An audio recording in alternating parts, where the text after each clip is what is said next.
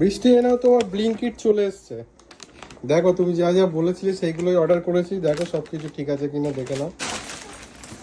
আমি তো সেই তুমি দুপুরবেলা বলেছিলে অর্ডার করার কথা, হ্যাঁ, তখন তো আমি কার্টে রেখে দিয়েছিলাম সেভ করে, এখন এসছে। আমার একটা ডেটল দরকার ছিল, সেই ডেটলটা অর্ডার করেছিলাম। ভাবছি কি এসেছে, আমি খাবো। খাবারের কিছু নেই মা, এটা সব পাতা।